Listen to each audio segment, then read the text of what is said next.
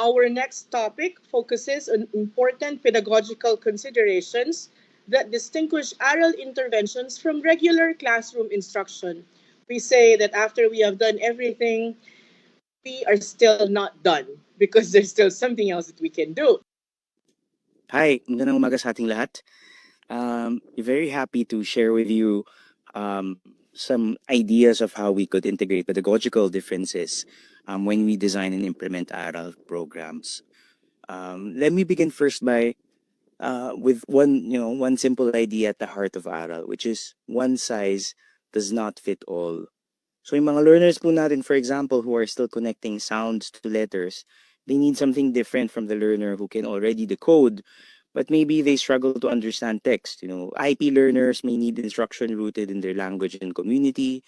A learner with disability may need a different way to access, to engage with, or show learning, or an ALS learner may be balancing work, family, distance, and interrupted schooling. So ARAL cannot simply mean giving every learner the same material at the same pace in the same way. Our task po is to meet each learner where they are and help them move forward. And so that's why ARAL uses diagnostic assessments, like Carlisle, Phil Erie, in smaller class sizes. These are not administrative details. No, these are mechanisms that make personalization possible. And when I say personalization, I want to focus on this. I mean human personalization. That's the role of the tutor as well. No, the tutor who can know the learner, who can understand what they can already do, where they're getting stuck, what language helps them understand, what motivates them, and what barriers they face. So assessment tells us the starting point. Purposeful grouping and placement in our ARAL classes allow us to concentrate instruction. And then continuous observation po tells us when to adjust, regroup, or transition out of the program. The goal is not to label our learners permanently. No, uh, this program and our goal is to give each learner the right support at the right time. So how then do we define what good? If not one size fits all, do we need to make a very varied uh, uh, strategy for each learner? Hindi naman po kailangan ganon. We still need a shared understanding of what good learning and teaching looks like. Some universal design principles. You may have encountered our learning design principles in some of the more recent DepEd orders. Sa lesson planning po nandun siya, and sa learning continuity. And these principles bring together all of the frameworks, all of the shaping papers, existing DepEd frameworks, and evidence that we also have learned on how people learn. For this short talk po, I invite us to zoom in on these four. Um, Clear goals and teaching, scaffolding, purpose and values integration, and inclusion.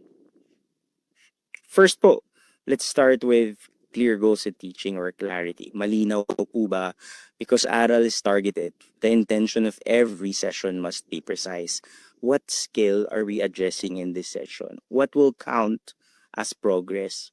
The ARAL materials can help us see the learner's overall journey and the specific skill being remediated. But here's also an important reminder po, no? What is clear to us may not be clear to our learners as well. For ARAL basic learners, for example, the focus may be learning how to read, so sound symbol relationships, blending, word recognition.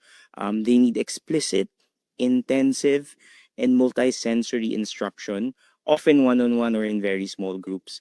Of course, the task also must remain age respectful. This is in particular, maybe our key stage 2 and 3 ARAL learners. We may teach a foundational skill, but we should not make an older learner feel that the materials were made for such a younger child. For some of our learners, maybe some of our IP learners as well, the instructional language also adds clarity.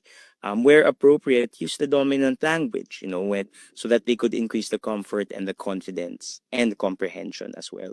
And lastly po, yung materials natin, kailangan po, we have to ensure that they're also clear. Decodable text, strong contrast, readable, familiar examples, and directions that learners can actually follow.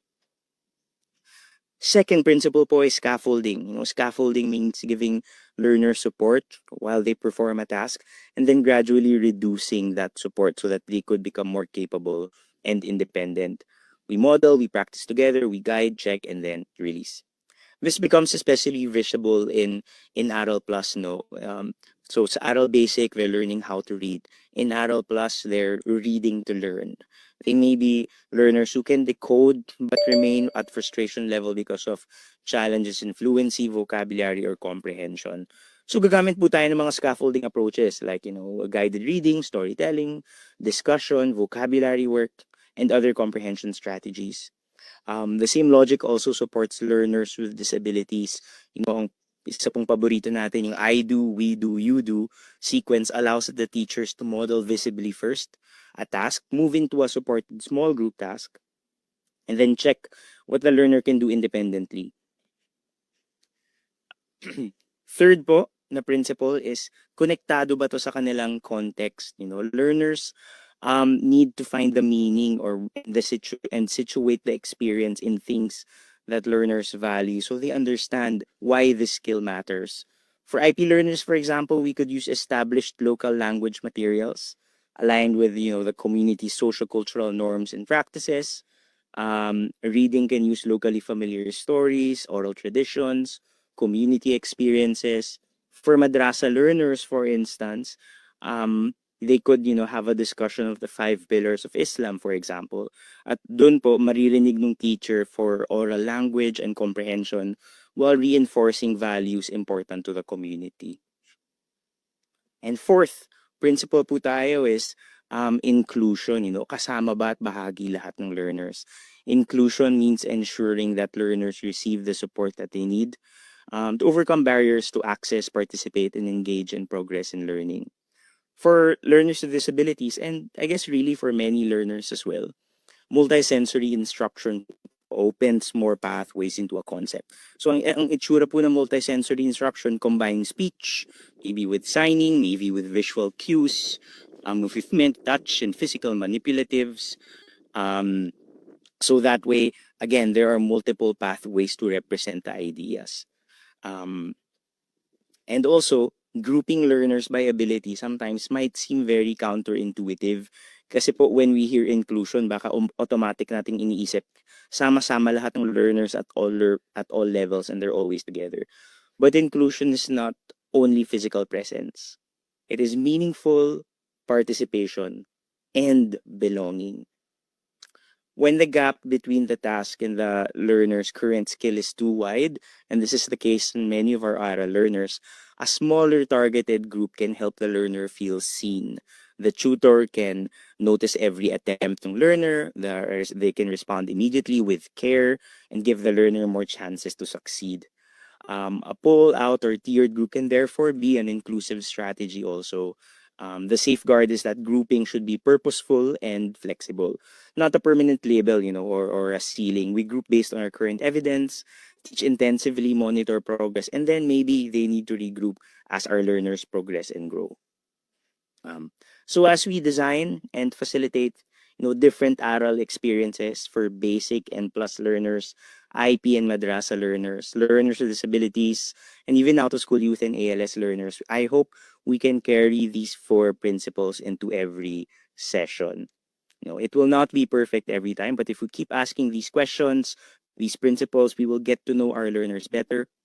And session by session, we could tailor ARAL more closely to what each learner needs to move forward. Yun po, maraming salamat. And may every ARAL learner feel seen, they feel clear, they feel supported, and they feel valued in all our classrooms. Thank you po. Like and subscribe to the L&D channel on YouTube using the link youtube.com/@learn2lead channel.